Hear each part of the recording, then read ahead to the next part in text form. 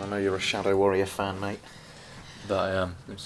But yeah, backstory is I first had a copy of the original Shadow Warrior when I purchased. Well, I didn't. My dad purchased a subscription to Mac Format magazine, and there was a free gift option, which was Shadow. Well, you could either have Duke Nukem or a few other games or Sim City, but I chose Shadow Warrior at the time.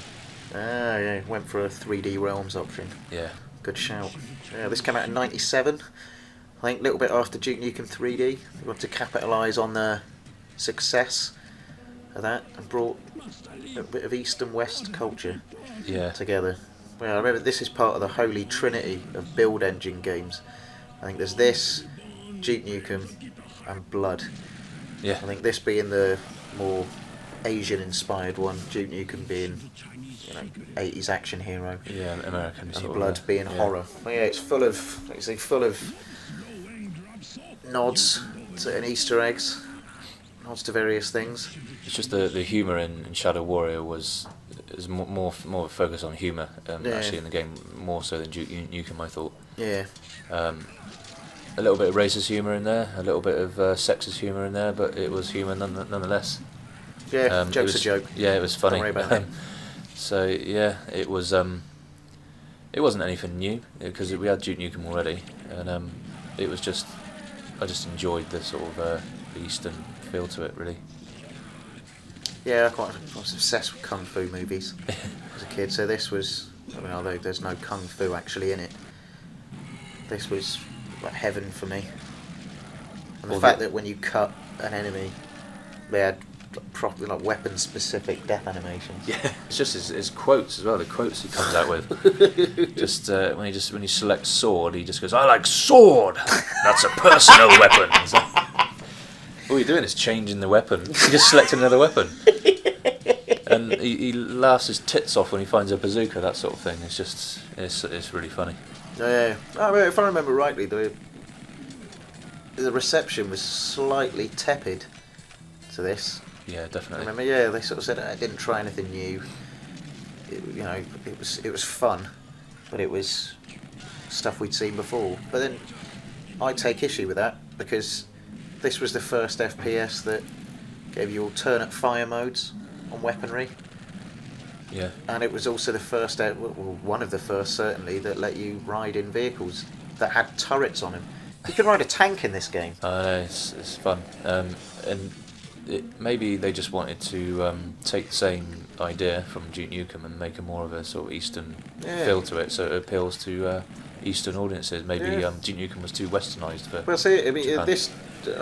I still think this is the most impressive-looking build engine game. It was my favourite out of the lot, personally. I still think it looks nice. Yeah. I think it feels fun running around in these environments. I was terrified as well. I was 18 years old when this came out. I was terrified of some of the enemies. Those things with the boxes. Yeah, with the box of dynamite or whatever it is. You can't hear them coming, so you turn around and they're just there, walking towards you. There was a lot of stuff to blow up in this game. Yes. I mean, if I remember rightly, you can find Jackie Chan's coffin at some point. I don't remember that. Yeah, in the first episode, if you will. I remember the Lara Croft. He finds Lara Croft basically strung up. She's raided Erlard's tomb. Yeah, up against the wall. And he takes great delight in that. Yeah. And then a reboot that nobody really asked for. Nobody wanted it. The second one. Yeah, Devolver decided they'd have was it Flying Hog? I think Devolver brought out Shadow Warrior, which was originally a PC game, then a digital-only game for Xbox 360 and PS3.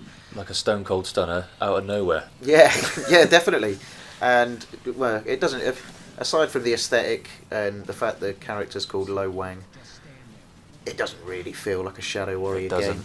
But it's really fun. So Shadow Warrior didn't really have. You would only use the sword if you really had to, because you'd get minced. In this, I mean, the weapons are perfectly serviceable, but the sword you can kill anything with a is sword. Incredibly basically, fun, yeah, and literally slice people up. It is disgusting, especially the first part of the game where there's some actual human enemies. Yeah. Where you end up sort of chopping their arms off and.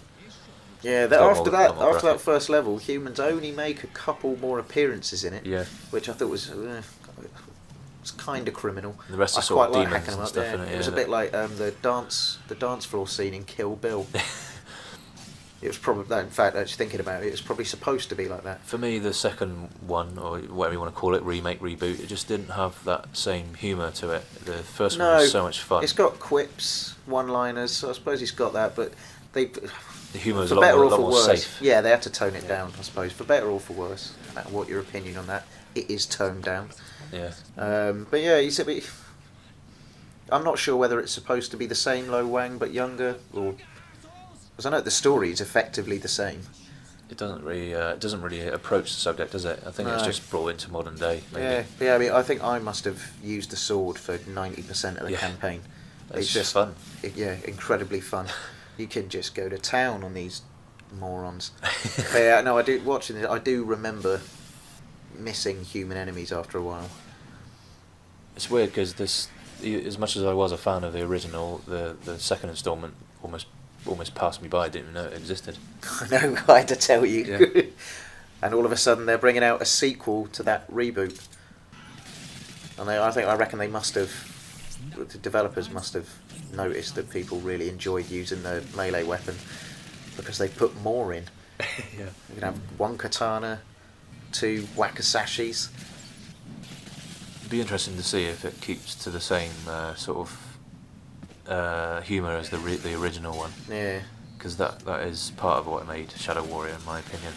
That's it, I suppose. That was it. It was more the character, wasn't it? 'Cause, I mean, the game was Duke Nukem. Lo Wang was Asian hilarious. influence, yeah. It's just so funny. So the only real difference between the game, apart from like the obvious enemies and levels and the like, the actual layouts, was the characters.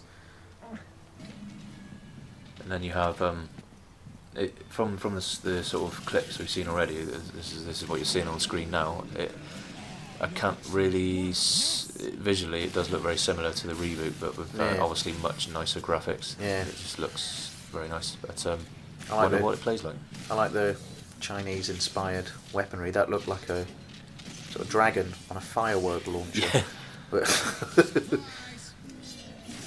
Is it Lo Wang's again? Is it? Yeah. Or it is, yeah. Well, I believe so. Anyway, I think There's not much that I've really says his found name a out couple about of times. Yeah, as I say, until that's a review for the future. I think we can Yeah, get away yeah, with definitely. that. It's a classic game that's been rebooted, and also it's our channel. We can make the rules. We can do everyone. Yeah, I've got it pre-ordered, so we're playing it. I've recently been playing the original on my iBook G4, which is still hanging in there. It's still alive. Yeah, can't wait to see what the new installment's like. I think it'll be great.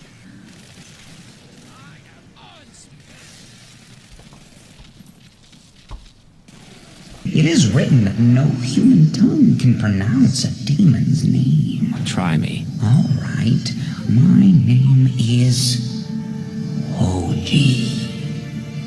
Hoji. But it's impossible. How did you must be the one that the prophecy spoke of. Really? What else does the prophecy say? Why, that the one will also believe any goddamn idiot thing you make up on the spot.